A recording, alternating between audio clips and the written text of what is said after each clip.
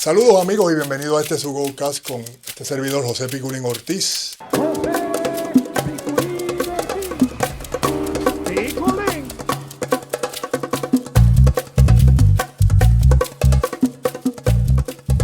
Antes de comenzar con este episodio, aquí sabemos que apoyar el deporte boricua es clave y T-Mobile Puerto Rico está bien claro en eso. Con ellos, nuestro equipo nunca pierde la conexión. Gracias a T-Mobile, muchos de nuestros atletas pueden estar conectados donde quiera que vayan a representar a nuestra isla. Y como ellos, tú también puedes hacerlo comprando y activando tu teléfono en T-Mobile.com con envío gratis sin filas. Así que ya lo saben, si necesitan un nuevo teléfono o accesorio, puede ordenarlos hoy mismo en T-Mobile.com. Y después vine para acá, jugué con Santurce, que mi plan era jugar un año. Sí.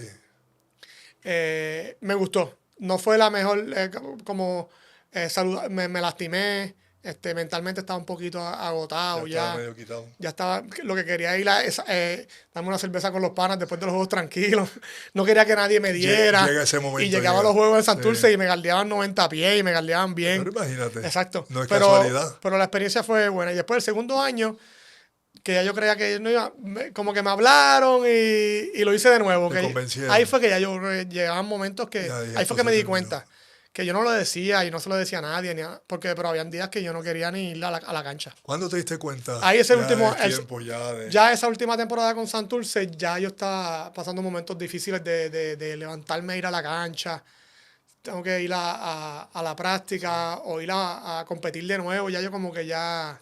y me forcé para terminar. Llevas desde los 5 años. Sí, pero ya ahí me di cuenta... yo hubiese estado hastiado a los 30.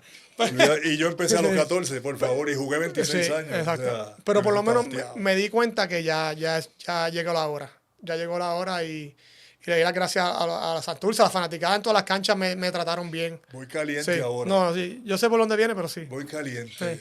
¿No diste la oportunidad a tu ciudad Mayagüez, cuando tuviste esa oportunidad, de poderte retirar allí? Señores, no es contra Mayagüez, que yo estoy seguro que él tampoco lo hizo en contra de Mayagüez. Él tenía que mirar su manera de ver las cosas en ese momento. Así que, ¿por qué no Mayagüez? Hasta el día, yo he tomado muchas decisiones en mi vida. Muchas. Esa decisión la tomé. Ya había jugado con Santurce antes. Sí. Venía Bad Bunny, venía un equipo nuevo de Santurce.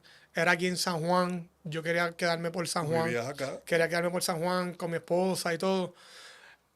Y te voy a hablar claro.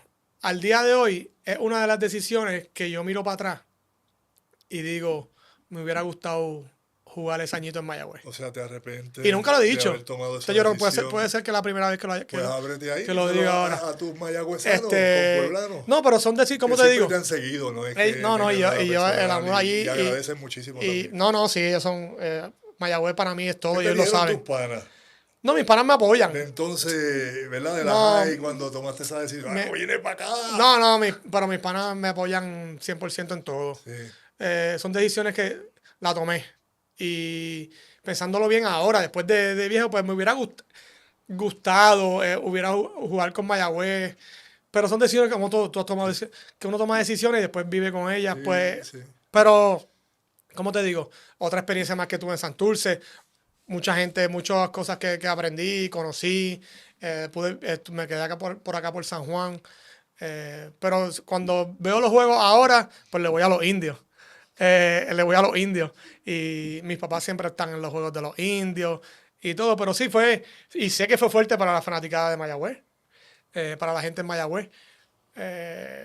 Pero sí, pero es una contrapeso cuando ibas a tomar la decisión, como que fíjate, mi gente de Mayagüez, ahora lo pienso sí más que antes. Fuiste un poquito más frío entonces. Sí, exacto. Pero son decisiones que uno toma y ahora que se tienen que respetar. Y no es que estoy, como te digo, lo hubiera hecho, pero nada personal. Ahora estoy, nada personal, pero ahora estoy como que digo, me hubiera gustado jugar ese añito allí en Mayagüez. Cuéntame la historia de cuando los visitó Maradona, que hasta hizo de entrenador, tu compadre. Se sentó ahí. En paz descanse. Bueno, la historia es así. Llevábamos nosotros, como te dije hoy, 17 partidos seguidos ganados. Uh-huh. Y jugábamos un martes por televisión. No, Peñarol. No, Peñarol. Peñarol.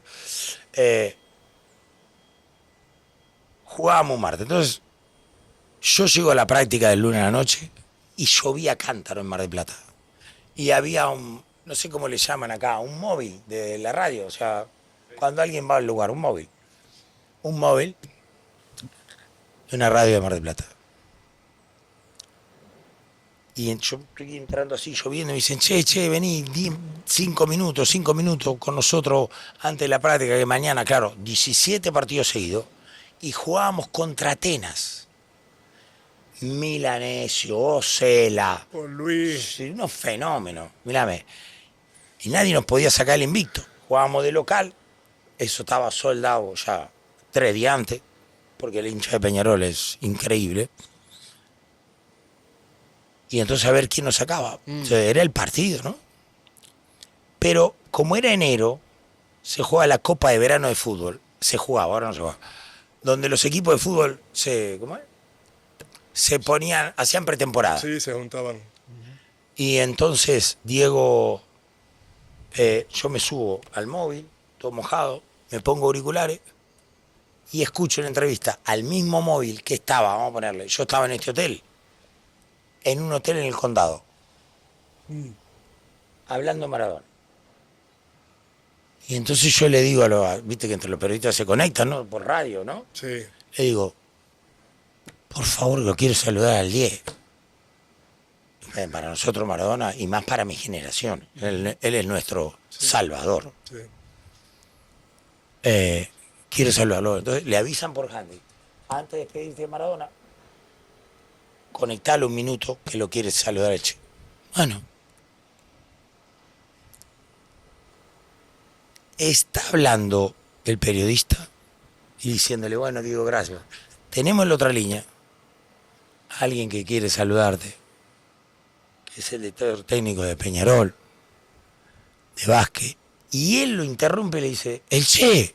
Yo casi me muero, pico. Para nosotros era, ¿viste? Entonces yo digo, Diego, ¿qué haces, campeón? Dice, yo solo conocí a un Peñarol, que era Peñarol de Montevideo al fútbol, que es un equipo muy famoso. Cierto. Muy famoso. Pero, viéndolo, porque él sabe de todos los deportes, ya Diego sabía de todos los deportes, de todos. Viéndolo ustedes, llevamos 17 partidos ganados seguidos. Me hice hincha de ustedes, de Peñarol, y yo me volví loco con el micrófono ahí, me volví loco, Picu. Quisiera decir que Peñarol en la Argentina es lo más grande que hay, con Néstor García, con Esteban de la Fuente, con Ricciotti, con todos los muchachos que... Con Diego Maggi, un maestro. Digo, en serio, y seguía lloviendo. Ya decían que si llovía el otro día, el partido de fútbol se suspendía. Ya lo estaban anunciando. Ya lo estaban anunciando. Entonces yo le digo, si mañana llueve, Diego, y se suspende tu partido, te invito a que venga a vernos nosotros. Ahí, sentado al lado nuestro, en el mejor lugar, porque está todo vendido. Te prometo que si se suspende voy. Dicho y hecho. Y la cancha era una carpa chiquita, que había en una parte que no había... O sea, estaban los bancos, la mesa de control y los bancos, no había nada. Y había una puerta, como si fuera eso. Y yo estaba en el banco acá, va a empezar el partido. Y chifla, me gritan de la mesa de control. Miro para la mesa de control, se abre la puerta. La carita del 10. La cara del 10. Allá llena.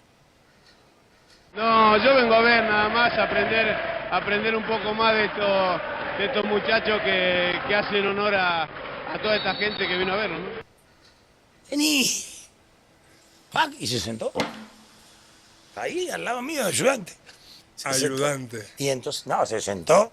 Y cuando metía algún triple uno de Atenas, le decía, botonazo, ¿qué metés? Le gritaba. No, una cosa. Entonces, termina el primer tiempo y vamos al vestuario. Yo doy la charla y él habla con los jugadores, una cosa, muchacho, tiene la charla que le da este entrenador. O sea, a mí me la dan, le parto la pierna a cualquiera, se lo motivaba. Sí. Cuando vamos a salir del vestuario nosotros no pudimos salir, porque vinieron todos los jugadores de Atenas y se metieron en el vestuario nuestro. Tuvieron que demorar la transmisión del segundo tiempo, porque eran todos los jugadores juntos, de a uno, sacándose foto con él. y estalló el estadio ahí, ¿no? Sí, no me imagino. ¿Qué experiencia resaltas en tu carrera actual? Si miras un poquitito para atrás, así, ¿no? Para no verme yo tan viejo, aunque yo te llevo 2 nada más. ¿Qué experiencias resaltas que fueron, además de motivadoras? Porque de aprendizaje uno aprende donde quiera que va, por bueno o por malo que vaya. Que además vale, la decisión. Pero ¿qué experiencias resaltas importantes en tu estado de ánimo para seguir adelante? Bueno, yo siento que... ¿Positiva o negativa? Sí, Da sí. igual. Yo siento que... no, yo soy muy creyente, entonces que esto, lo de mi carrera no es casualidad, es causalidad. Yo siento que fue una decisión de Dios. El hecho de yo viajar tanto, conocer tanta gente, por el lugar donde vengo, ¿no? O sea, me parece que Dios me dio esta reflexión y tiene que ver con algo que me está pasando ahora, que lo voy a decir por primera vez públicamente. Cuando uno tiene la dicha de ser un elegido, ¿no?, por el Señor y para cosas, uno tiene que ver la magnitud de todo lo que le da. Yo ahora estuve en Venezuela y me agarró un virus que me tuvo en cama 10 días muerto y Sí. que me deja... Yo siempre fui afónico, Sí, siempre. Y me deja afónico, Pico. total. 30 días en la casa de mi hija, pero que no me salía el buen día. Bueno, pensé que era el virus, que se iba a ir, no se va. Y yo me iba a ver el Mundial Sub-19 a Suiza, Sí, a la selección dominicana, porque el año que viene los centroamericanos son Sub-20. Entonces, esos chicos van a jugar el centroamericano, que lo organiza Dominicana. Y dije, yo siento que no tengo que ir, porque voy a perder tiempo, me voy a Dominicana a hacerme ver. Me voy a Dominicana a hacerme ver, Picú. Y a mí me hacen 3 biopsias. Yo estoy hablando otra vez como siempre, pero esto fue hace un mes. cercano. Y me atendió un médico espectacular. Y yo, para todo lo que te dije, yo necesito mi voz. Nunca yo sentí, esto que te estoy diciendo es lo que me ha removido todo otra vez. Yo hoy, antes de levantarme para hablar contigo, tengo mi terapeuta de voz, hago Sí. mis ejercicios de voz. Sí,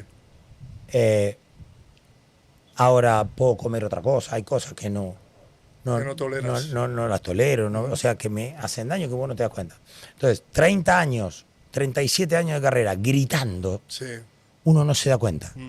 Se ensanchan las cuerdas vocales. Sí, sí. ¿Qué es la vida de comunicación? claro.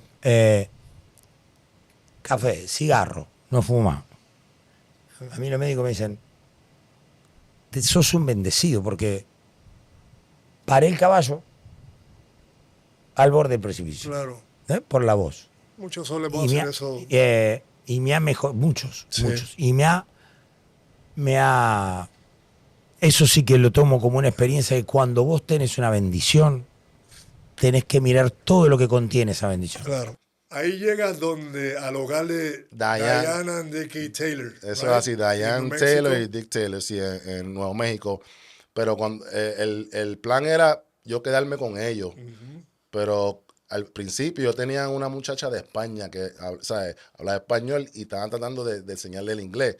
Pues a yo llegar no los iba a ayudar porque ella así iba a estar conmigo hablando el español. En el español. So, ellos me pusieron a mí con otra familia. A lo que ellos terminan con ella, que ya se graduaba ese año.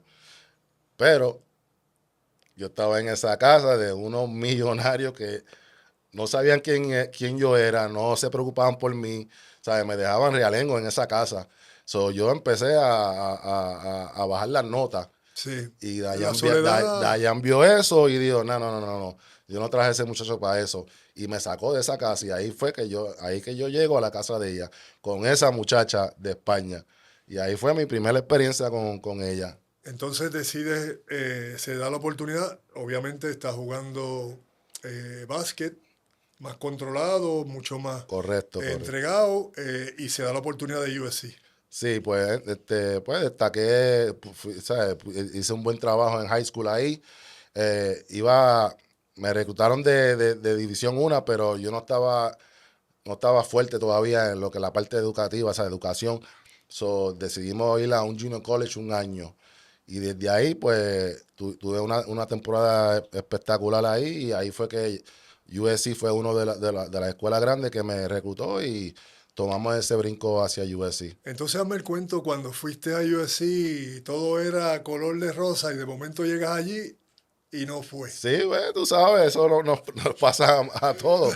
Tú sabes, le venden castillo a uno de todo y nada, llegué allí, las cosas fueron bien diferentes y yo molesto, tú sabes, tomé una decisión, como dice, incómoda en el momento y rápida sí, y sí. me fui para casa, para Nueva York, sin decirle nada a nadie. Y esa colorada llama a mi mamá y dice, mira, tú tienes que tener ese nene en el próximo avión para atrás, para USC. Y mi mamá dijo, mira, caballito, tú no puedes estar aquí, porque aquí lo que tú estás regresando para lo mismo. Sí. Y nada, y el próximo día estaba en el avión y todo cambió desde ahí, ¿sabes? Todo Las cambió, cosas, la colorada sí que hizo un pool no, bien no, bueno. esa mujer era, para mí, era militar.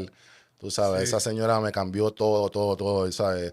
Yo era un chamaco sin disciplina, tú sabes, y imagínate, New York City, una madre con 5, sola, con 5 hijos sola, tú sabes, difícil en esos momentos controlar y cada cual teníamos nuestra, ¿sabes? Agenda, como uno dice. ¿Cómo Dayan era su trato, ¿verdad? Hacia todos ustedes? Porque no eras tú nada más, habían varios. No, ella desde el día 1, el trato era como si ella me parió, como si yo era un hijo de ella, no menos, no más, ¿sabes? Todo el mundo por igual y eso es algo que, Sacho, aprendí y it shocked me, tú sabes, que una persona tratara a alguien que no es hijo de ella de esa manera. Y tuviste que apretarle Sí, no, ya, ¿verdad? Y como te dije, ella era bien disciplinada, todo era hacer tu cama, y exigente. la ropa no podía estar muy baggy, tú sabes, tenía que tener buena, good grades, tú sabes, si no podía jugar, no podía, sabes, todo te lo quitaba. Y tú sabes, y eso fue una experiencia súper para mi carrera, para todo. Y un apoyo 100%. No, sí, ella estaba en todos los juegos, ¿sabes? Hasta cuando tuve la oportunidad de jugar aquí en Puerto Rico, ella estuvo conmigo desde el día 1. Ella fue mi agente por muchos años. Sí, lo sé. Tú sabes. Y después en college ella iba a todos los juegos que ella podía, ¿sabes? Siempre con sus instrumentos y siempre apoyando, ¿sabes? Sí. Resides allí en Monteatillo, pero estudias también. Pero ¿cómo entra el deporte en tu vida? Pues mira, resulta ser que, pues como te dije, yo iba a la iglesia y en la iglesia conocí a una joven mayor que yo. Y pues como todo muchacho... Desamor, no me digas. Sí. Como todo joven, ¿verdad? A esa edad, pues nos hicimos novios. No duró mucho el noviazgo, yo estaba más metido que el soco al medio, como dice por ahí. Normal, eso es la juventud. De la juventud. Pasa, Y claro. entonces la muchacha en un momento dado rompió conmigo y yo me frustré. Yo era músico en la iglesia, yo cantaba en la iglesia y eso me dio tan duro que todo eso lo dejé. Empezó un periodo como de, ¿verdad?, de tristeza y yo no salía de mi casa, metido en el balcón.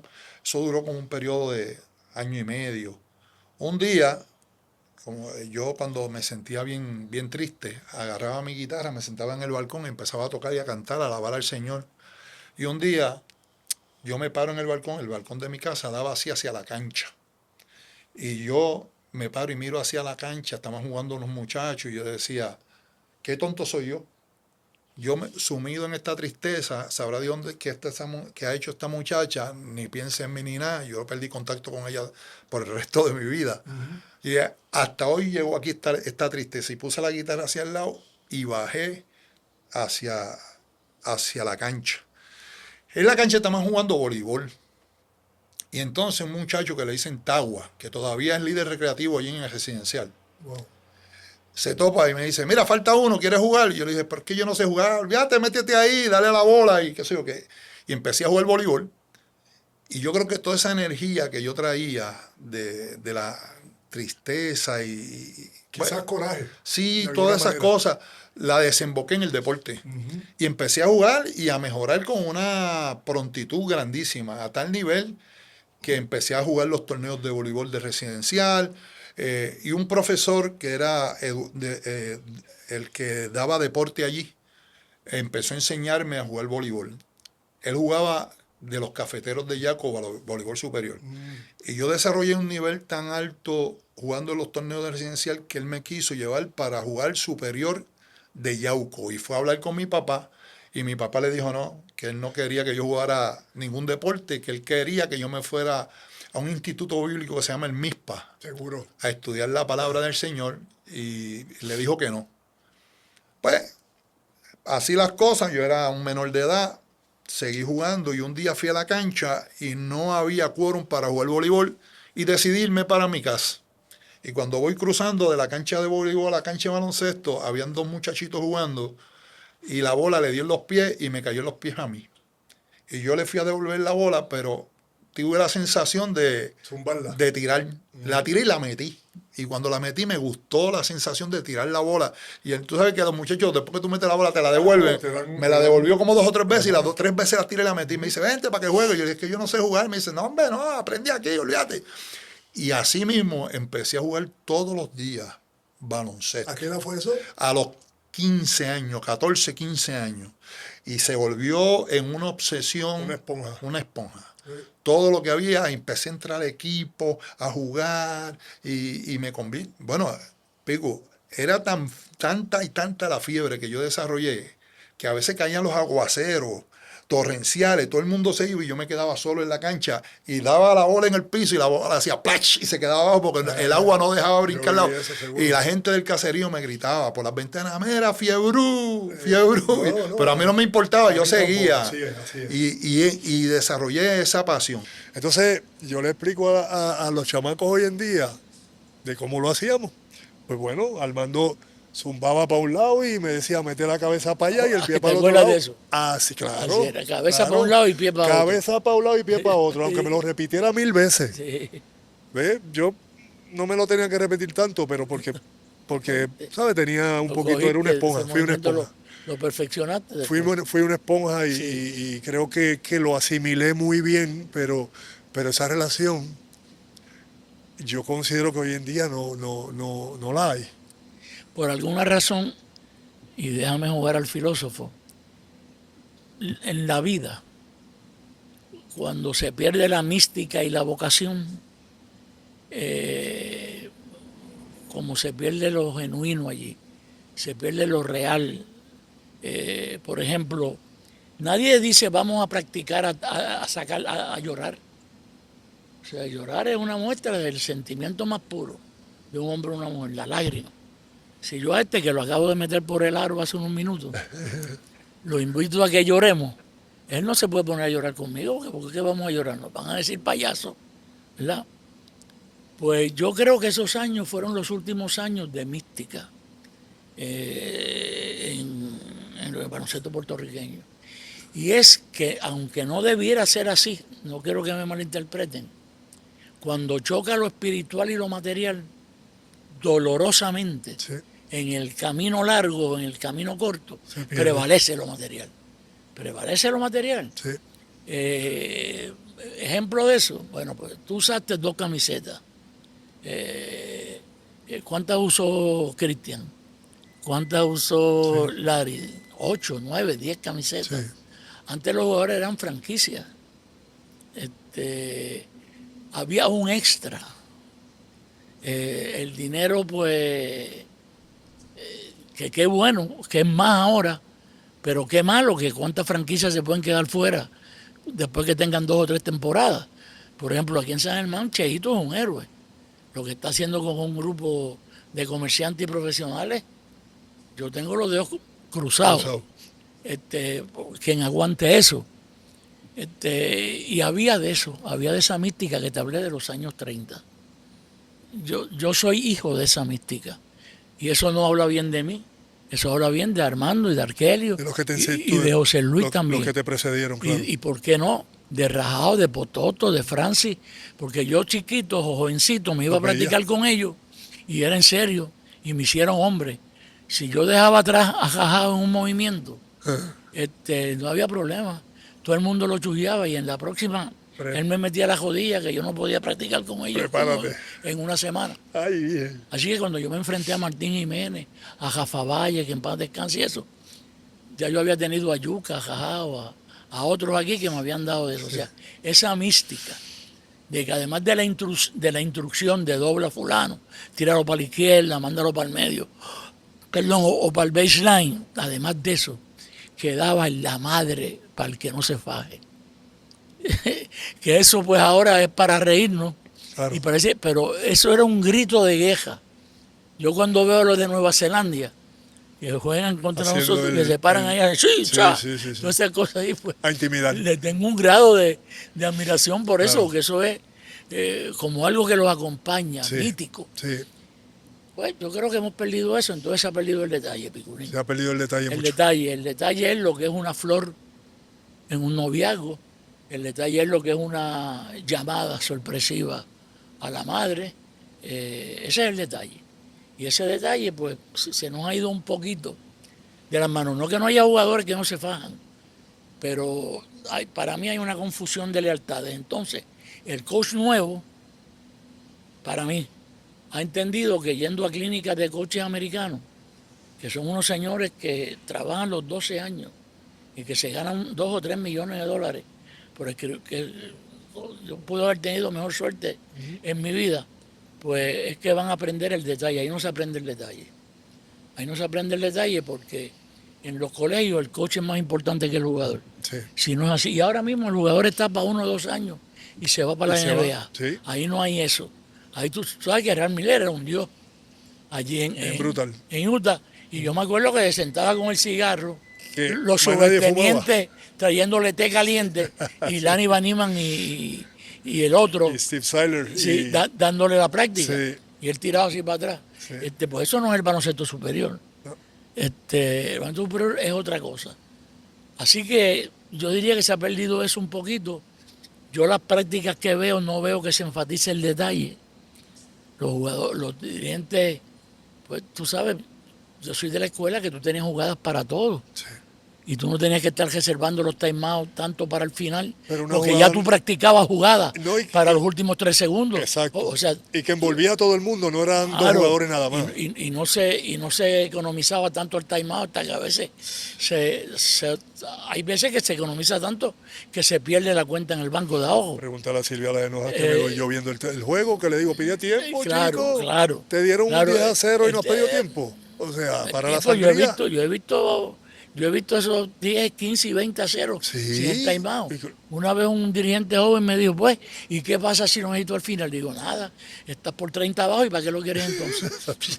O sea, el timeout es un armamento que tú tienes como un médico que abre el boquitín, Y- porque tú le dijiste que te dolía la cabeza y te da acetaminofén. Exacto. Pues lo tienes, pero te voy a decir, no, mira, como son las 3 de la tarde, a las 9 de la tarde yo te voy a dar de la noche.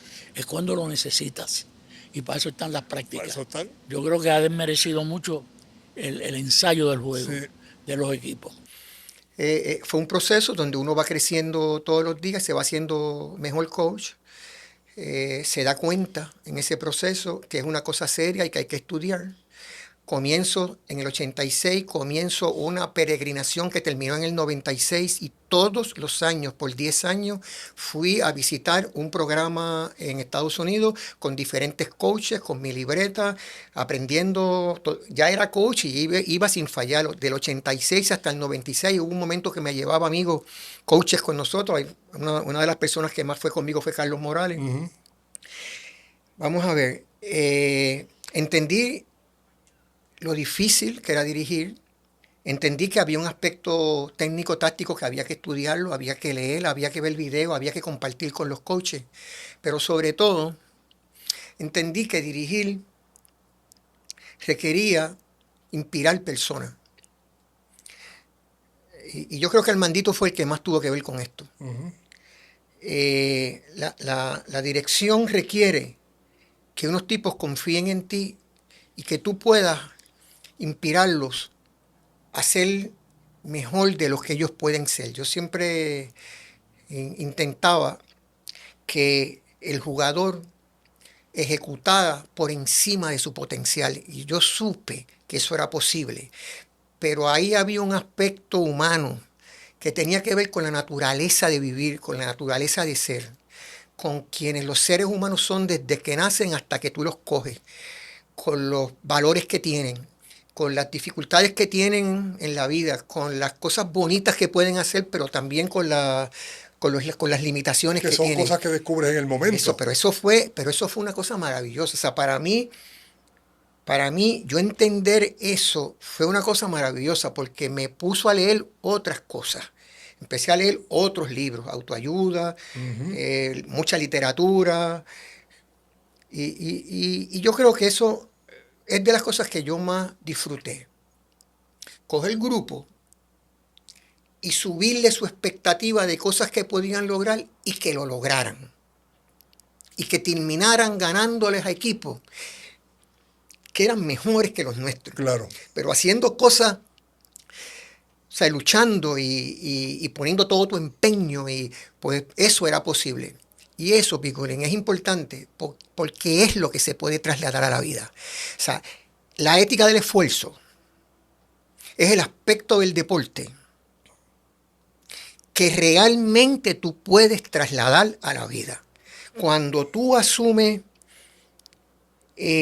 cuando tú acoges como una verdad absoluta, que el esfuerzo es necesario para lograr cualquier cosa, tú te esfuerzas por cualquier cosa. Yo le decía, el esfuerzo es aquí, pero el esfuerzo es para hacer tu cama, para poner la colcha, para lavar un vaso. O sea, el esfuerzo tiene que estar en cada cosa que tú hagas. Entonces, para un poco culminar tu pregunta, le preguntaba, ¿ustedes quieren hacer las cosas o hacerlas bien? Me tienen que contestar ahora. Bueno. Porque si es hacerlas, va a ser un mamey mi trabajo. Claro. Pero si es hacerlas bien, me van a hacer trabajar. Claro. Me van a hacer trabajar. Entonces ahí yo empecé con eso. Y la satisfacción es que hoy lo sé, porque muchos de esos jugadores son amigos míos hoy, y nunca me dicen que yo les enseñé a jugar. Me dicen que yo les enseñé a vivir. Y me parece una cosa extraordinaria que yo recibir ese mensaje. Hazme un recuento de esa dinastía nuestra. ¿Cómo lo vivimos? ¿Cómo lo viviste? Y te pregunto porque, claro, yo en el principio, como digo, físicamente, pues tú no eras el tipo mejor, digamos, talentoso, pero sí ponías tu cuerpo y lo sacrificabas siempre. ¿Ves? Y por eso hago la salvedad, porque quizás las personas digan, no, que no tiene... No lo digo por eso. No es esa manera. No, yo digo donkeaba con el codo. Por eso. No es eso. Yo sé lo que tú dices. Y para que ¿verdad? Los podcasteros nuestros entiendan mi perspectiva, Estamos ¿verdad? claros. De la mentalidad de un jugador que, como bien digo, se sacrifica. Exacto. Y tú lo hacías por el bien del equipo. Fue en todos los equipos que estuve. Fue una era mágica porque logramos llegar al punto, y saludo a Julio, si nos está viendo, te queremos y te agradecemos todo. Logramos llegar a controlar el juego acá arriba, que esa es la parte más difícil, que tú dentro de tus habilidades tú logres llegar a ver el juego. Que si tú me preguntaste cómo viví esa dinastía, pues esos 4 campeonatos consecutivos, yo estuve en los últimos 3 y luego en el 23 que ganamos otro en el 23, perdón, 2003, llegamos a poder ver el juego y la gente piensa que es una exageración. No, veíamos el juego en cámara lenta, podíamos ya anticipar lo que iba a ocurrir. Y humildemente hablando lo digo, llegamos a ese punto, nos tomamos la píldora roja de Matrix y pudimos ver lo que nadie ve. Y eso, hay que darle crédito a Julio, que nos ayudó a llegar ahí, porque mentalmente es la parte más difícil. El jugador quizás físicamente logra unas cosas, Pero cuando tú mentalmente ya sabes y puedes visualizar tu éxito y lo llevas a cabo, es el paso más grande, que tú mentalmente puedas dominar el juego. Y yo creo que en ese momento eso fue algo que nos separó, porque muchos campeonatos clasificamos octavo. Sí. Octavo lugar. Y ganamos campeones. Tuvimos situaciones bien incómodas. Y eso lo logra solamente la fortaleza mental. Y en ese tiempo yo creo que lo más que puedo recordar es el crecimiento mental que nosotros tuvimos de cómo poder dominar el juego, primero de aquí y luego las lecturas del partido. Julio decía, recuerdo, no te canses de ganar. Exacto. Porque siempre llega un momento en que uno se cansa o hay días y hay días. Yo llegaba como un perro un día, el Sí. otro Correcto. lo mismo, ¿ves? Porque son personalidades distintas o lo que sea. O buscas otro tipo de satisfacción porque ya me cansé de ganar aquí. ¿Qué voy a hacer ¿Qué más ahora? vamos a hacer? Sí, ¿qué vamos a ¿Ves? hacer? Y entonces Sí. Julio decía eso, no se aburran de ganar. Mi primera vez que llego a Puerto Rico, pues me nombra Tato y me nombra, pues aquí tenemos jugadores como Raymond Dalmau, Neftali Rivera, pero no se graba, porque No como los tenía en no lo he visto jugar, pues no puedo presentar, no es lo mismo que yo te puedo decir un Bernard King, Claro. un Moses Pero Malone. porque los tuviste en tu momento. Lo tuvieron en un jugando momento en claro. contra, Ellos son mayores, sí. supe quién era ellos, ¿verdad? No sabía que iban a llegar hasta donde llegaron, ¿verdad? Vamos a ponerlo así. Qué curioso. Pero así fue. Y la curiosidad tan grande tuya de mejorarte que el 15 de marzo del 7-9 anotas 58 puntos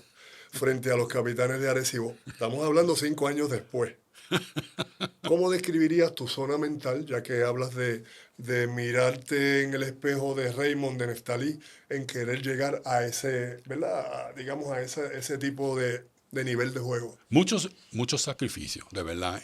Yo tenía viendo cuando yo me venía aquí a Puerto Rico y iba para atrás para los Estados Unidos, pues yo tenía que mejorar mi tiro a larga distancia, mi tipo de juego, tenía que acostumbrarme al estilo de aquí de Puerto Rico, entonces cambiar el estilo de los Estados Unidos, pero vi realmente que yo podía hacerlo. En eso que tú dices en el 79 que yo metí 58 puntos, en el año anterior, en el 1977, en donde creo que yo fui que gané el jugador más valioso, Sí. ese año, pues yo metí 50 contra Carolina. ¿Ok?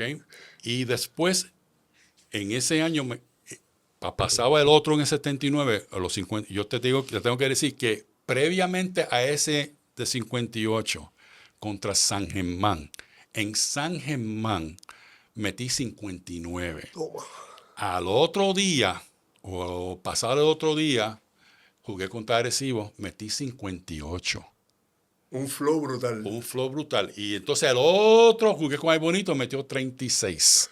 Es que yo tenía una racha, de verdad, yo digo, wow, yo mismo no lo puedo creer, pero te recuerda, yo no era un jugador que cuando yo entraba a la cancha, yo decía, yo tengo que meter 20 o yo tengo que meter 30. Yo no era ese tipo de jugador. No. Yo era un jugador cuando la necesidad del equipo me necesitaba, ahí en donde yo realmente dije, dame la reina que yo te llevo. Pero ¿cómo adquieres? Porque es que tú lanzabas de lejos brincado, pero lanzabas no solamente brincado, tirándote hacia atrás. Ok. Y hablo de inclinación hacia atrás. Raymond lo hacía bastante, pero en tu caso, que no eres tan alto como Raymond, o quizás más o menos, ¿cómo resuelves, ¿verdad? De alguna manera, el estilo tuyo, porque tu estilo es único. El estilo del tiro libre, cuando la bola le dabas el giro y la sobabas un poco, y entonces desarrollas también el 1 contra 1 muy bueno, porque obviamente tenías el street ball, Sí. ¿verdad? Sí. Pero lo mejoras a un nivel de esos números que estamos hablando. Eso es así. Bueno, Pico, te puedo decir, yo, como te digo, yo me puse metas en mi camino. Todo en mi camino, desde que era pequeño hasta hoy en día me pongo metas. Para tú mejorar y para tú ser un tirador así tan efectivo, es practicar. ¿Quiénes fueron las mejores personalidades detrás del micrófono que tuvimos aquí en Puerto Rico? Para ti. Para mí, yo pienso que en estilos diferentes, Manuel Rivera Morales y Ernesto Díaz González. Manolo porque le daba al juego viveza, alegría, candidez, y tenía la capacidad de, cuando estaba en un partido donde no había partido, crear la emoción de un partido. De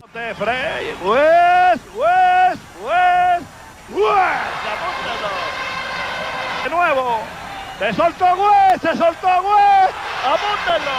Se la pasó rápidamente a Rubén, apúntenlo. Tremendo, wonderful, all right, mira lo que lindo.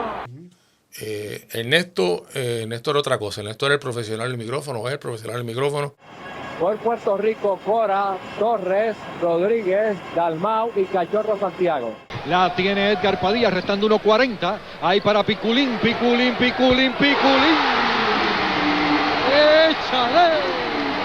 La zumbó de 3. Edgar Padilla con el pase para Piculín Ortiz. Piculín con el balón. Piculín atacando. Piculín logrando tremendo gancho. Asegurar ahí en caso de posible empate. Ahí Piculín de nuevo. Enorme. Piculín Ortiz con canasto de 3. Luego ganchito. Luego debajo del aro. 3 enormes canastos de Piculín Ortiz. Puerto Rico 5 arriba. Era el tipo estudiado, leído. Perfeccionista. Muy perfeccionista. Hablando de Ernesto, también te puedo adelantar que con Ernesto hice béisbol. En el 80 y tanto, hay un compromiso de Guapa de transmitir los Juegos de Santurce para Estados Unidos. Y tanto en béisbol como en baloncesto yo comenté con Ernesto. O sea que tengo también la escuela de Ernesto. Ernesto era un profesional consumado. Cuando Ernesto llega, cuando tú ibas a trabajar con Ernesto, mejor que te supieras los puntos y las comas de todas las cosas que habían pasado, porque Ernesto se las sabía al dedillo. O sea, él estaba al día en todo. Ernesto se leía cuanto manual estuviese disponible, estudioso. Libro estuviese disponible. Él era estudioso consumado de lo que iba a pasar y te llevaba a unos niveles de profesionalismo sublimes. En cambio, Manuel Rivera Morales, que en paz descanse, era todo espontaneidad. Era el pueblo. Manolo tiene la capacidad de coger este papel y aquí están los jugadores y crearte un juego de aquí. Sí. O sea, no estaba en la cancha, estaba en el cuarto del hotel. Cogía el box score y hacía el juego sin estar en la cancha. Sin estar en la cancha. Impresionante. Impresionante. Tenía esa capacidad, tenía ese relato y además tenía la virtud de que tenía una serie de anunciantes pueblerinos que estaban con él. Doña Camelia Soto, Torregrosa, toda esa gente estaban todo el tiempo con él y donde quiera que Manolo iba, ahí estaba esa gente. Una noche gloriosa para el deporte de las canastas. Inauguración de la temporada 88 del baloncesto aquí en la cancha Rubén Rodríguez, que se inaugura con una ceremonia bien esplendorosa, muy linda. Don Rubén Rodríguez, favor venir acá donde estamos para recibir la placa. Adelante, señor alcalde. Y aquí está Rubén Rodríguez. Gracias, Rubén, te dice el pueblo de Puerto Rico. Y aquí está el hombre que felicitamos. Sí, eso fue 80, yo diría 81, 2. Bueno, 81 creo que fue, porque estábamos en un centro básquet aquí en Puerto Rico. Y entonces nosotros ganamos ese año, 81. Y en una celebración que hubo ahí en el área de Luriel, Coliseo que está ahí, pues yo salgo de una práctica para ir a una celebración y ahí es que Ramón Luis anuncia y se ve el anuncio que va a ser próximo aquí, se va a establecer una facilidad recreativa con nombre de uno, y yo de verdad, digo, yo tenía 32, 3 por ahí, algo por ahí, y pues jamás yo pensé, imagínese, que uno joven todavía, activo todavía, a tu corta edad, y que habían dicho que era grande, era de 10,000 personas, iba a tener el nombre de uno, como dicen así, uno no cabía en los canzoncillos, uno era algo fuera de lo común, fuera de lo esperado, y tuve también otra bendición, como siempre he tenido en toda la vida, que cuando se inauguró en 88, siendo todavía activo, tuve ¿Jugaste la en dicha él? de poder participar y ganarla ahí. Y ganaste 88, seguro, inaugural. seguro. Dame un top 5 de los mejores atletas olímpicos que has visto en tus años trabajando en el comité. Bueno, en mis años trabajando en el comité. Más fácil. Ok. Porque si vamos para allá atrás, Ok. es larga el Mira, listado. muchos atletas han logrado muchas cosas, ¿verdad? Y yo creo que de lo que yo he visto, atletas que se dedicaron en cuerpo y alma y que tuvieron sus resultados por lo que hicieron en sus carreras, ¿verdad? Y con la seriedad que tomaron. Javier Coulson tiene un sitial extraordinario. Muy grande. Muy grande lo que hizo Javier con su entrenador Cano Amil, 100% en Ponce, Puerto Rico, en una pista que nunca estuvo en las mejores condiciones. Fue algo extraordinario, ¿verdad? En su carrera, aún con su timidez, aún con, ¿verdad? Con su forma de ser.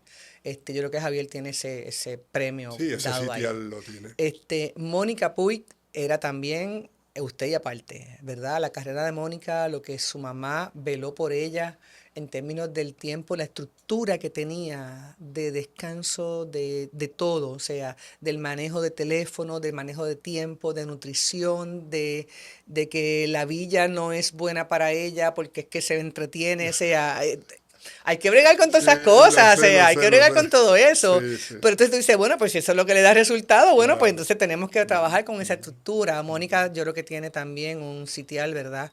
De gran preferencia. Adriana Díaz es también, ¿verdad? Me estás hablando de mi época, yo no me voy a irme para atrás. Adriana es una fenómeno. Así está. Es correcto. Tú la ves a ella desde sus 5 o 6 años, el talento que tenía, a donde ha llegado, a donde ha logrado. O sea, en China no le dan espacio para entrenamiento a nadie que no tenga ese nivel, ¿verdad? Y ella ha vivido allí por largos periodos. Así lo que ha logrado ella con su familia, con ese proyecto que han creado en Utuado, yo creo que también es algo muy positivo. Y un atleta que aunque no ha tenido los resultados que él hubiese deseado, Franklin Gómez en lucha también tenía una estructura que... Sí, iba muy bien, sí. Extraordinaria. Yo tengo hay muchos cuentos de Jaime Espinal que vivía con Franklin, ¿verdad? En Estados Unidos. Y Jaime decía, no, es que no puedo porque es que hasta el jugo, o sea, él me vela todo lo que yo me como, mi tiempo de descanso, o sea, la disciplina de Franklin al lado de la de Jaime era, ¿verdad? Muy chocante y Franklin, ¿verdad? Tenía una disciplina, una espiritualidad, una paz. Tú hablabas con él y a veces tú te desesperabas porque él, ¿verdad? Y todavía, él tiene una cosa, un flow ahí muy distinto. Muy tranquilo. Muy tranquilo. Y el quinto lugar lo tengo que dejar para ti, Picu, lo que tú representas. No, de verdad, y no porque estamos aquí en tu podcast, lo que tú has representado a nivel internacional, y te lo digo porque lo viví en Atenas 2004. Lo disfrutamos. Llegar a Atenas 2004 en una delegación con la figura de Piculín Ortiz.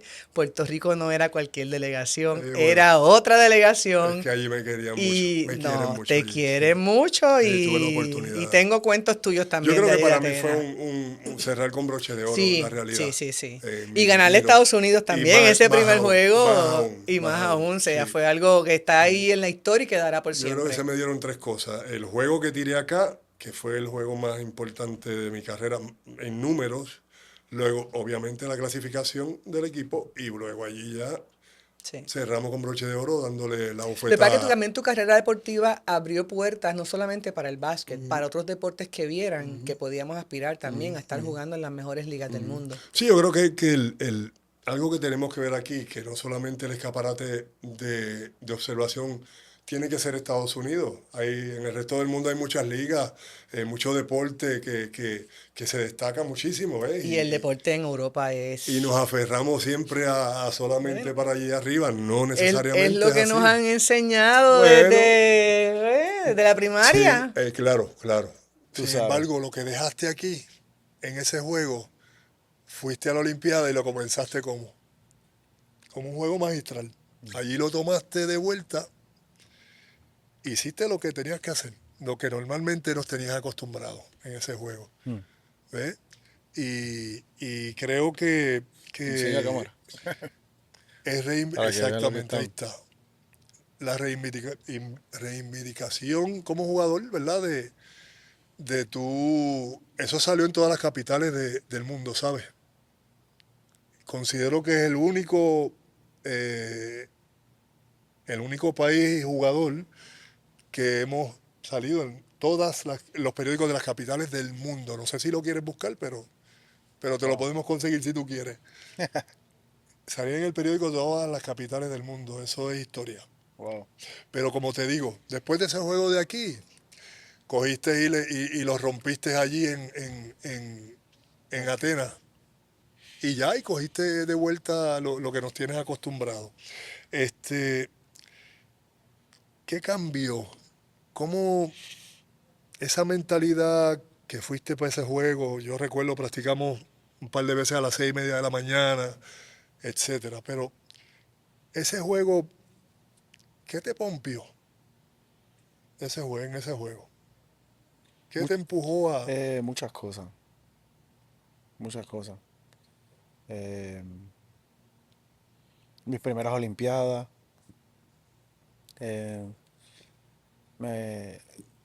Reivindicarme, como tú bien dices, de la última vez que me puse el uniforme aquí en Puerto Rico. Tenía esa espinita, yo creo. Tenía Sí. esa espinita también.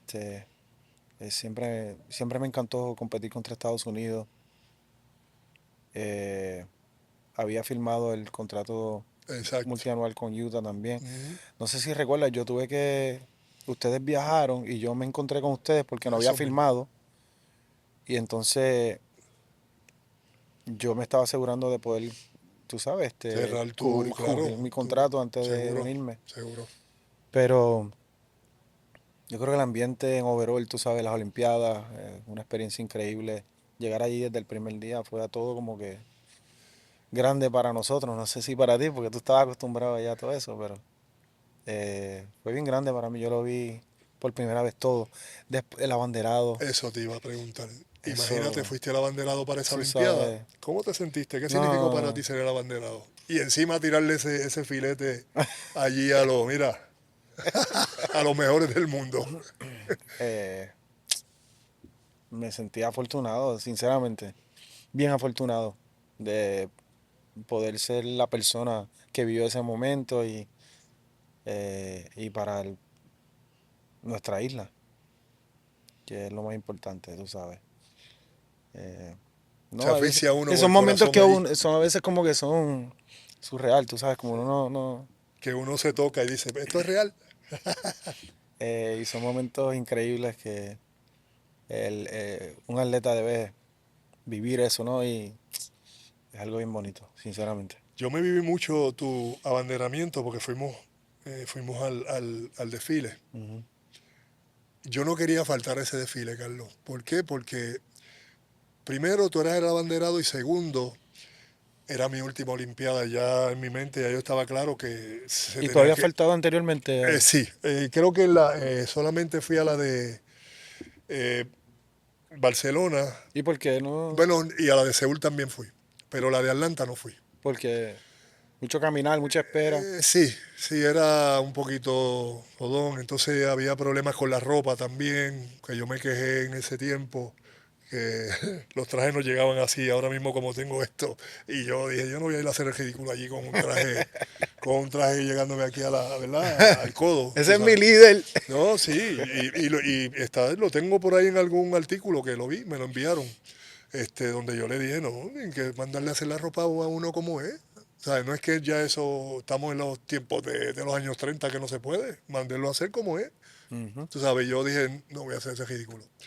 Así que, pues eso fue para mí esa Olimpiada, sobre todo en Grecia. Yo terminé mi carrera también en Grecia cuando También, fui sí. allá. Y para mí era bien especial acompañarte allí. Y tú sabes que A nos ver. trataron como, no sé si te acuerdas, nosotros ese día que llegamos al comedor, ¿verdad? Como dice alfombra. Nos hicieron un pasillo de aplauso, ¿verdad? Nosotros, y no se sentíamos, nosotros éramos nenes lindos de la Olimpiada. Nosotros, o sea, te digo que fue una experiencia Fue una espectacular. experiencia, no, pero sobre todo esa. Y tú no sé si te acuerdas ese día, que íbamos para la bañera. Por favor, haz los cuentos, yo no me acuerdo. Sí, pero te lo voy a explicar, pues esto yo no me olvido. Tenías 40 Ujú. y él acababa de matar a Estados Unidos.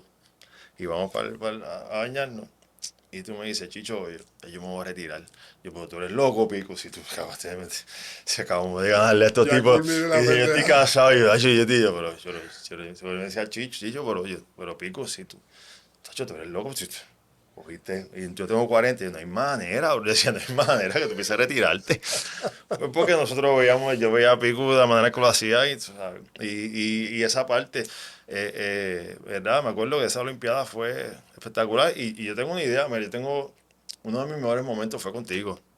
¿Te acuerdas? El 2001 fue el primer que fuimos a México. A México, sí, Que ganamos. en Toluca. Que ganamos. Claro. Estamos jugando Empezó en Toluca. Exacto. Estamos jugando contra Dominicana. Para nosotros era una presión brutal ganar Estados Unidos. Pero Pico se pone una cinta, ¿te acuerdas? Paz para Vieques. Y estamos todo el mundo en una tensión. Que sacamos una pancarta también. Sí, pero ese juego nosotros éramos jóvenes. Estaba yo, estaba Richie, estaba Larry, estaba Carlos. Estaba Carlos empezando también. Carlos, estaba Guaya. Y nosotros estábamos ahí a tope con Dominicana, pero haciendo mucho de novel. Había pique. Sí. Y la tensión. Y Pico se para y nos dice, denme la bola a mí y muévanse. No se queden quietos, muévanse. Y se me paran los pelos porque es la tensión que uno tenía. Y este tipo viene. Eso es lo que yo buscaba, liberarlo de esa tensión. El tipo viene y dicen, dame la presión a mí. Terminaste con 30 y ganamos el juego. Y sacamos 10 12 puntos y todo el mundo, diablo, qué fácil jugar con este tipo. Y cuando se acaba el juego, estaba todo el mundo ahí, yo brincando encima a Pico, diablo. Y cógelo con calma, chamaquito. Y yo, ¿qué? Cógelo con calma, muchacho. Ahora yo entiendo lo que es jugar con Piculín. Ahora yo entiendo lo que es jugar con Piculín. ¿Qué cosa más cabrona jugar con este tipo? Lo decía, ¿qué es lo que yo decía, Queño, qué chulería jugar con Pico. Ahora yo entiendo. Esa experiencia ganando oro allí al ladito de Peñuela en Ponce 93, cuéntame algo. Ponce 93. Ahí está en tu casa. Primero que tu pueblo de nacimiento. Y con tu gente. Primer evento internacional sin Junior. Correcto. Junior había muerto hacía un par de meses antes. Sí. Junior, eso fue en noviembre. Junior había muerto Junior había muerto en marzo. Marzo 18 murió Junior. Perdimos los primeros 4 juegos que jugamos. Perdimos los primeros 4 juegos. ¿A qué crees tú? ¿Por qué piensas tú que perdieron esos 4 juegos? Poca motivación por lo de Junior. Sí, nosotros, después de la muerte de Junior, a nosotros nos dolía llegar al parque. Wow. Nos dolía llegar al parque y que Junior no estuviera. Y aún así poníamos una silla donde él se sentaba a darnos las instrucciones y veíamos esa silla ahí todo el tiempo. Y para los centroamericanos no fue la diferencia, fue el mismo escenario. Pero entonces había algo que nos faltaba y hacíamos buenos juegos, pero los perdíamos. Wow. Hasta que yo reúno al equipo. Yo era la capitana del equipo. ¿Quién les dirigía? Tuto Agosto, que era el coach para aquel entonces, que en paz descanse, también falleció el año pasado.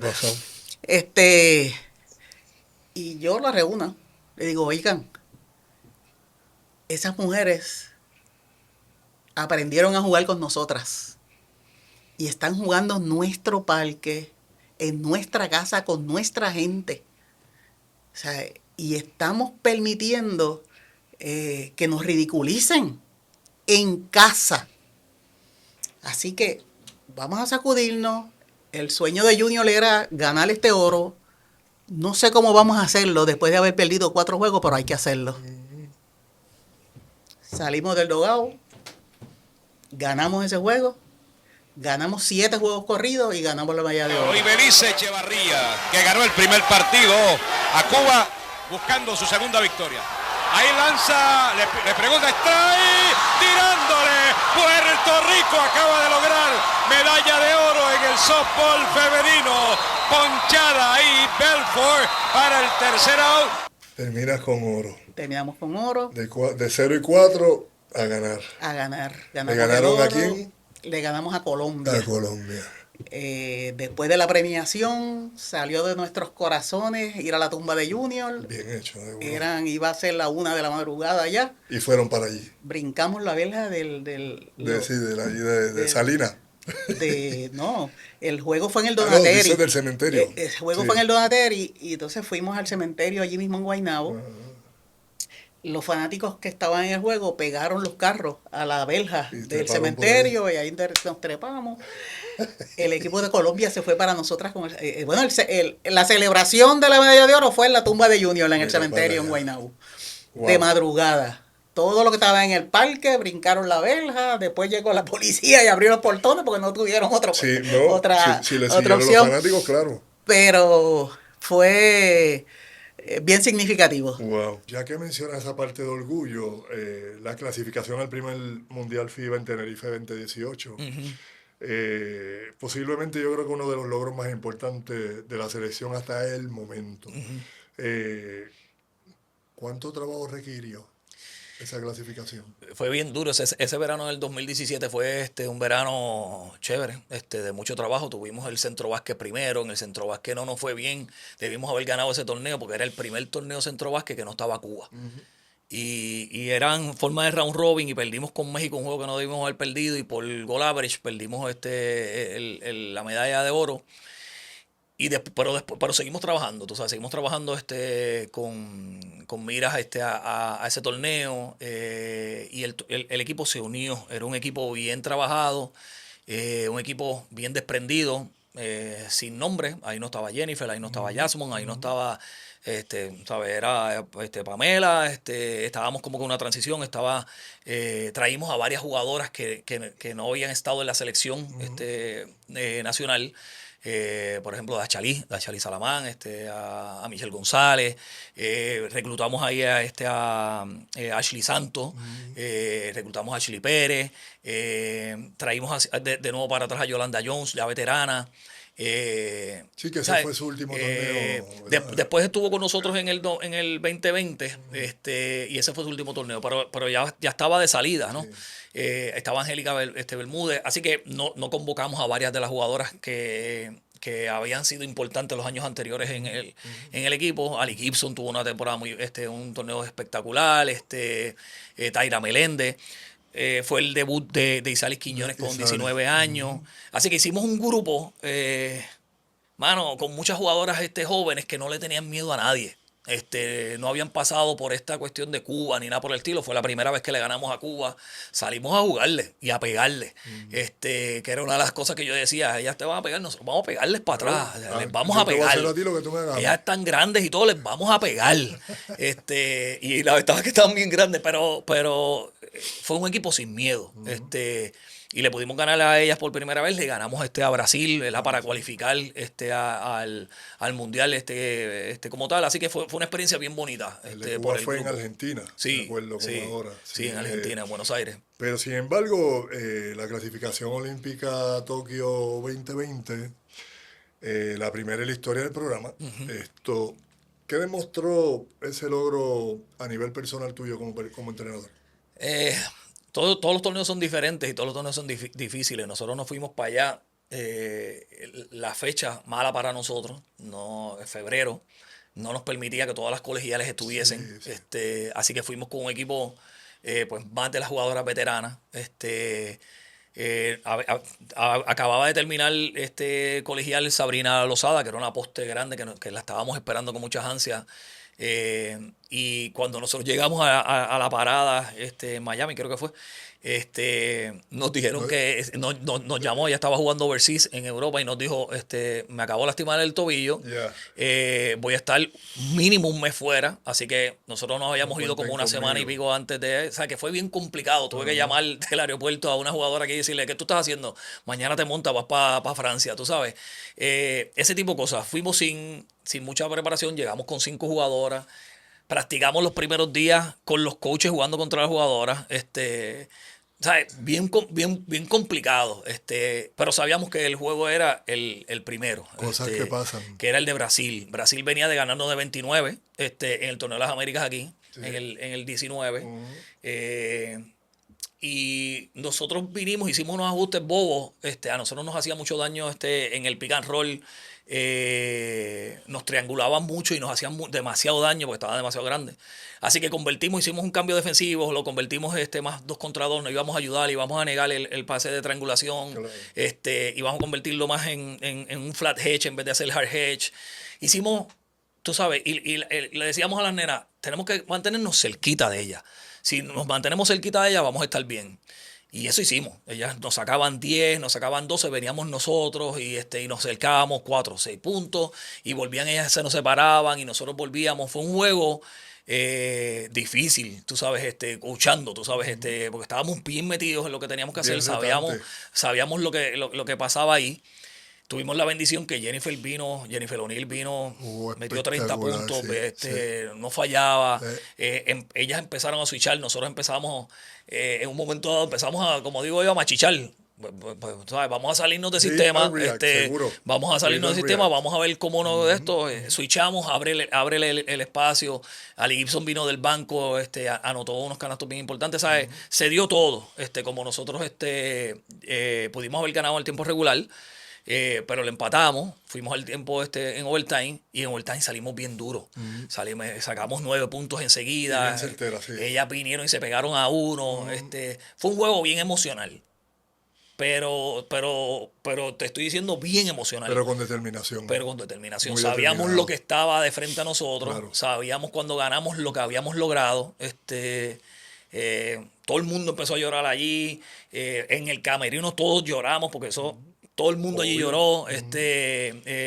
Así que fue bien significativo, mano. Yo creo que fue una victoria para la historia. Te preparaste profesionalmente como CPA.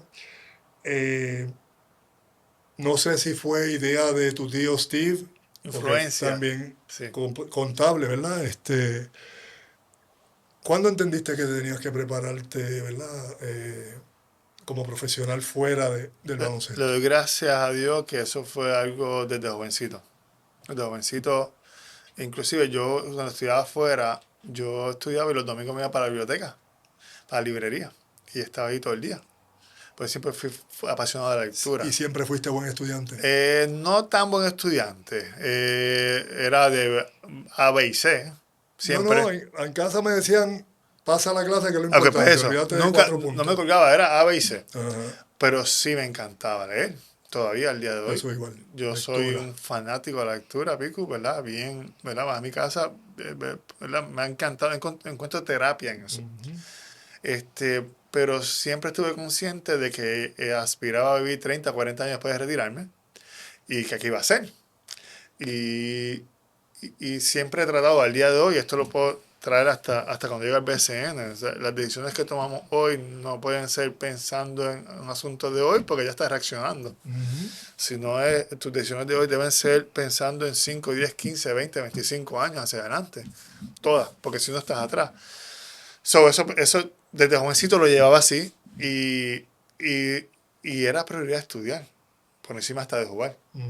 Inclusive yo me gradúo y me hago CPA y me pongo a trabajar. Y es una historia que empiezo en Santurce a trabajar. Yo me ganaba, lo puedo decir ahora, alrededor de 140,000 pesos, con todos los bonos y todo. Y decido irme a trabajar ganándome 36,000 anuales. Imagínate tú, yo trabajando de 9 a 6. Ángel me dice, para, Ricardo, espérate. O sea, tú te ganas un sueldo ejecutivo aquí. Y yo, sí, pero esto no hay marcha atrás. Yo voy a... Tengo que seguir en lo mío para el futuro. Eso mismo, no hay marcha atrás. Yo me gradué, hice una maestría, me hice CPA, y yo voy a hacer esto. Y así fue. Yo empecé a trabajar, y trabajaba y jugaba, hasta que llegó el punto que ya a los 32, 33 años, ahí el gobernador Albert Fortuño en ese momento, y me nombró inspector general, que no es otra cosa como auditor general del gobierno de Puerto Rico. Y ahí yo entendí que era el momento de que tenía 33 años, podía haber jugado unos 2, 3, 4 años más bien jugado. By the way, dejé un contrato de $100,000 en la mesa en Guaynabo cuando me retiré. ¿Cuándo pensaste en el retiro? Ya varios años ya. Si pasa es que uno veterano, Pico, ya uno sabía cómo manejarse. y meter tus bolitas y ser productivo, ¿verdad? No con tanto esfuerzo. Pero ya el cuerpo no aguantaba igual. Ya yo, el despertarte a las 6 de la mañana para atender a tus hijos, para que ellos se fueran a la escuela y tú los llevabas para irte a trabajar, para salir a las 6 de la tarde para ir a tacuñarte algo, para llegar a las 7, photo finish, para practicar de 7 a 9, para caerte de 9 a 10, para practicar en tu juego, porque ya yo estaba acostumbrado a eso. Pesa bastante, eso ya mi cuerpo no aguantaba. Yo por eso digo que soy admirador de los que jugaban, pero trabajaban 8 horas al día. Sí. Iban a la práctica, iban al juego. Sí. Los recuerdo muy bien a todos y soy admirador. Quijote era eso. Sí, Quijote era uno de Mario esos. era igual. No, sí. Me acuerdo Richie en un juego, en Santurce los dos me dice, me mira así y dice, ¿cómo tú vas a jugar? Pues yo me veía así. Y yo le decía, yo aprendí, le dije, Richie, aprendí a bloquear el cansancio. Le dije. Sí, yo eso era bien importante. Sí. Recuerdo una vez, ¿verdad? Bloqueadores de dolor le decía. Sí, recuerdo una vez, Pico, en 2005 estábamos en creo que era semifinal, y yo venía de un problema personal. Y esto, ¿verdad? No sé si tú recuerdas esto. Y yo estaba, ¿verdad? Frustrado, ¿verdad? Estaba realmente sufriendo una situación bien personal. Y tú te me paras al lado y me dices, tienes que dejar todo afuera. De aquí para adelante, todo eso se queda aquí. O sea, tú tienes que salir y tienes que bloquear lo que sea que tienes. Yo no sé si tú sabías si te conté o no, pero era bien fuerte lo que estaba sucediendo. Y tú me dijiste, eso tienes que bloquearlo. Y esas palabras para mí fueron bien importantes. Pues yo, somehow, bregué con mi psiqui y dije, salí a jugar y tuve un buen juego en ese momento. Eso fue el juego que estábamos peleando de 45 con Guayama en Guaynabo. y logré jugar bien, ganamos juegos. Y saliste y jugaste. Recuerdo muy bien esas palabras, hay que bloquearlo. Y sí se puede hacer. Hay que trabajarlo. Yo sabía separar el baloncesto de la puerta para allá, para mi casa, no había basquetbol. Eso se quedaba en la cancha. Y viceversa. Los problemas de casa no los traía a la cancha. Entonces uno lo aprende en el camino, ¿no? Pero sí me acuerdo. Pero eso, y ahí es donde digo, es una bendición que tú recibiste porque tú lo trabajaste, llegaste con esas herramientas. Hay gente que me dice, este jugador, ¿por qué no hace esto, lo otro? Y yo, si hiciera todo eso, fuera Piculín. Y no lo es X. Punto. ¿Por qué no hace? ¿Y por qué no es agresivo? ¿Por qué no hace? Si fuera todo eso, no tuviéramos problemas debajo de la pintura de la selección, pero no lo tenemos, hay que ver con lo que hay. Es correcto. Buscaba a Don Tommy en las figuras que en su quehacer diario, ábrese actores, actrices, de alguna manera observar y resaltarle a cualquier persona, mira, tú puedes hacer esto, puedes hacer aquello. Correcto, él creó, papi tenía la piña, ¿verdad? Y en la piña que estuvo Paquito Cordero mucho tiempo, que es mi padrino, Paquito fue parte de la piña, pero la piña eran Luis Antonio Rodríguez Yoyo Boy, Paquito Cordero, Emma Rosa Vincentí, José Miguel Agrelot, Eddie Miró, Silvia Resach era parte de la piña y ella escribía para radio los jingles para los anunciantes de los programas que producía en la radio mi papá. Mira, vaya, casi nada. Silvia Resach. Silvia Resach escribió guiones de humor como parte de la piña de Don Tommy Muñiz. Una figura bien importante para, ¿verdad? Nuestros artistas, pero sobre todo para nuestra música y nuestra folclore. primera compositora romántica. Romántica sobre con todo. Con el permiso de atreverse a hacer erótica, atreverse y coger los golpes de hacer erótica y atrevida. Atrevida, pero con un padre como el tuyo junto a ella, ya eran dos atrevidos, porque Don Tommy también no tenía, como decimos en el campo, pelos en la lengua, iba a dar... con mucho respeto, pero se atrevía a ponerle los puntos a las sillas. A lo que fuera. A lo que fuera. Don Tommy les hablaba de esa manera, Rafa, pero en alguna manera no fueron todos los que entraron dentro de su, ¿verdad? A su mismo trabajo dentro de la televisión. Cuando tú, decides que era tiempo Yo no de decidí. entrar a la figura mediática? En Yo no televisión? decidí. No, te obligó. Bueno, te hago el cuento. O te aló, vamos a decirlo. Mi papá utilizó durante el tiempo de la radio, cuando Jacobo era parte de La Piña, cuando comenzó con los programas de radio, mi papá hizo papeles de jovencitos. O sea, él no era el papá o la mamá de la familia Pérez, por darte un ejemplo, ¿verdad? Luego, Eddie Miró, entre otros, José Miguel Agreló, que le pedía... Eso, Torito era... Claro, le pedía trabajo todo el tiempo a mi papá, porque Agreló vivía cerquita de Floral Park, a 3 calles, ¿verdad? Y le pedía a papi estar en radio. Y así nació el personaje de Torito, siendo, aunque era un joven en escuela superior, estudió en la Central. Agreló y Vigoró estudiaron en la Central, ¿verdad?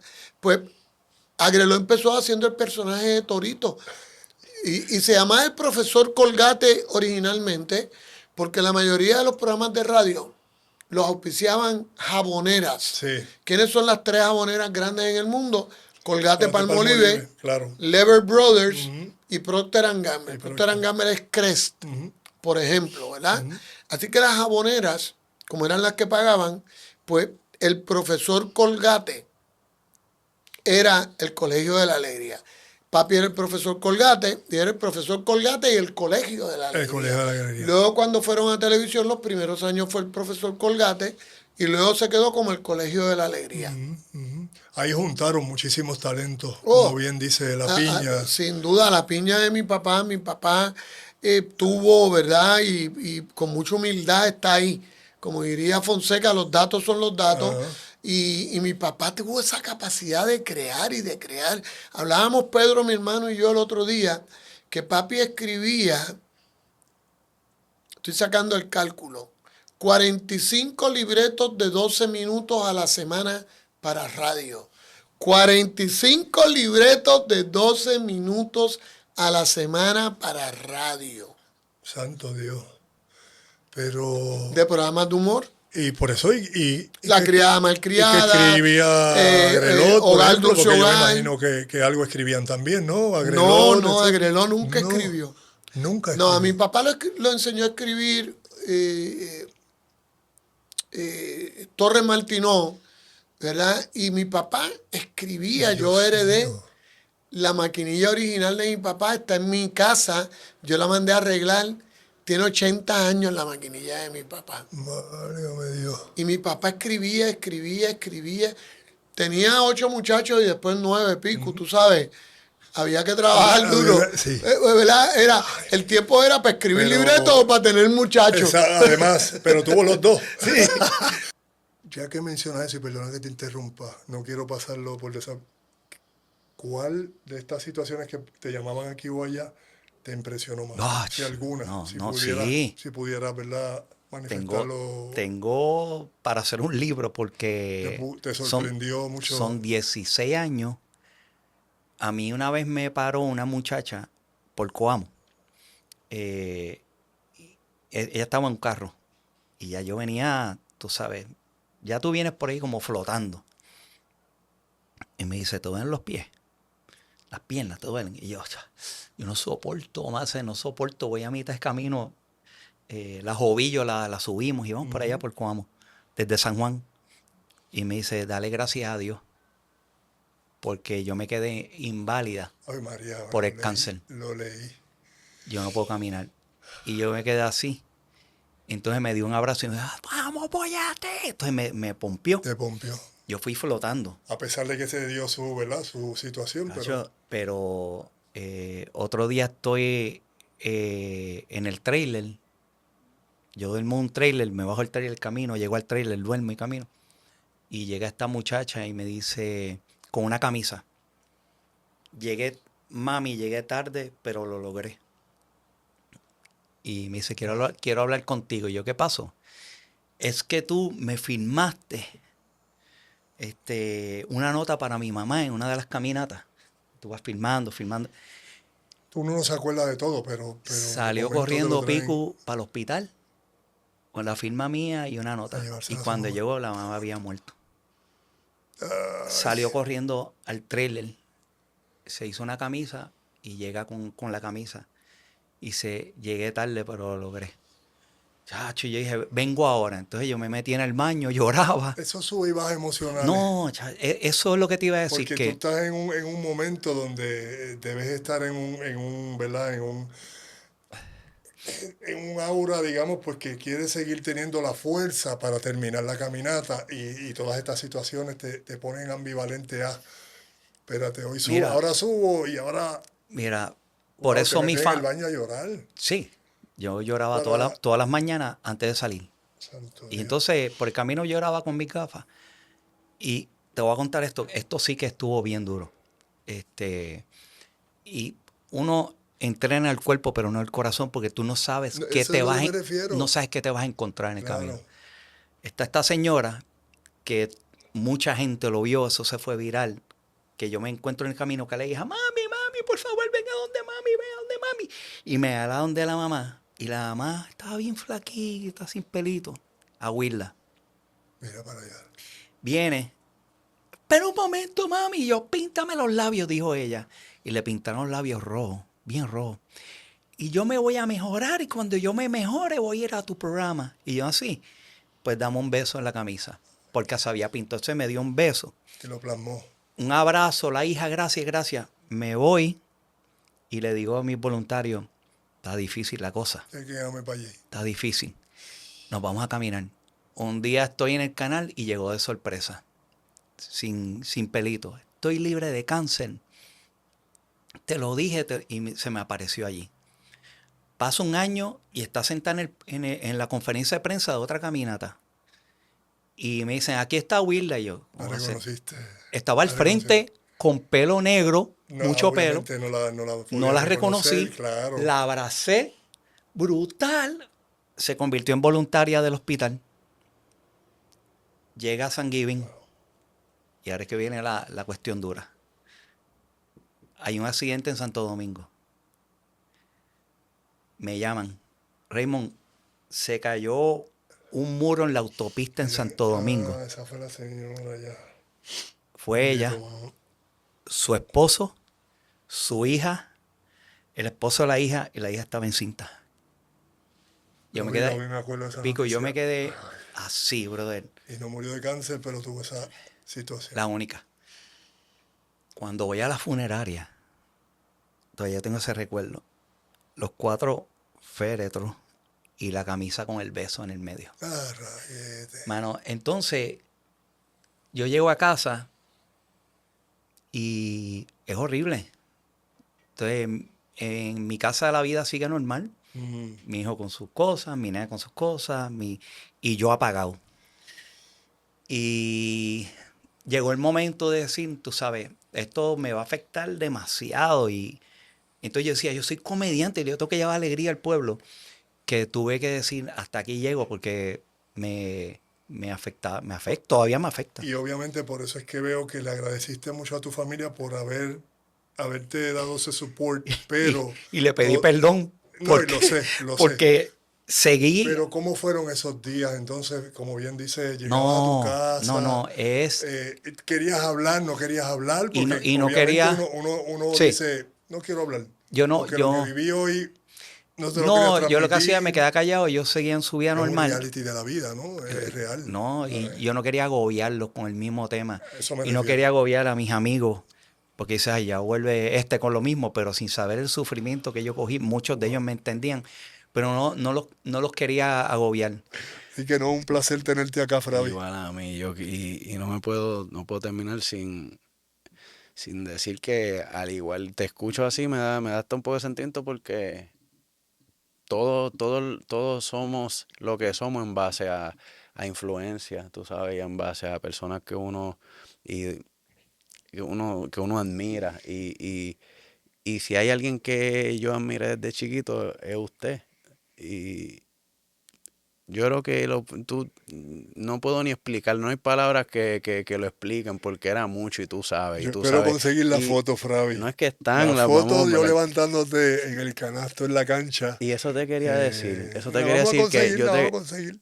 ahora yo analizo porque yo pues vengo en el mundo del entretenimiento, de la música, que uno tiene a veces agendas cargadas. Y cuando yo ahora, con la edad que tengo, analizo el estilo de vida que tú tenías en esos tiempos y que tú sacabas de tu tiempo, que era bien apretado y siendo el mejor jugador de Puerto Rico, y iba a todos mis cumpleaños, este que está aquí, iba y no importara dónde fuera, un parque público, que venía la gente a pedir fotos, que a joder, que esto, y él siempre estaba ahí. Y vamos a la Y Perla a dar las clínicas allí que también, Carmelita trabajaba abajo en el, ¿cómo se llamaba? En el centro en el centro comunal, que comunal daba allí las clasecitas y eso, hoy, sí. pues muchos años después, tú sabes, te doy las gracias porque nunca te olvidaste de nosotros, ni Familia es dejaste, familia y siempre me motivaste y me dabas importante.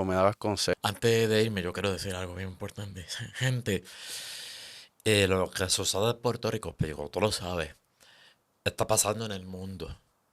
En España, busca un noticiero de España, televisión española, vas a ver el problema de energía eléctrica, el problema de empleo, el problema de migración, todo lo que está pasando en Puerto Rico. Que no es solamente aquí. No es solamente aquí. Por favor, Puerto Rico es un lugar privilegiado. Tenemos un talento espectacular. No lo podemos dejar ir. Usted se ve que las personas que están a cargo del país no hacen lo suyo.